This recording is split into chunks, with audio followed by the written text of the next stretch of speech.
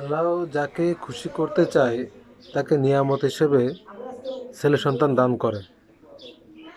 আল্লাহ যাকে বেশি খুশি করতে চায় তাকে নিয়ামত হিসেবে ছেলে দান করে। আর আল্লাহ যার কাছ থেকে খুশি হয় তাকে নিয়ামত হিসেবে কন্যা দান করে। আবার বলছি, আল্লাহ যার কাছ থেকে খুশি হয় তাকে নিয়ামত হিসেবে মেয়ে দান করে।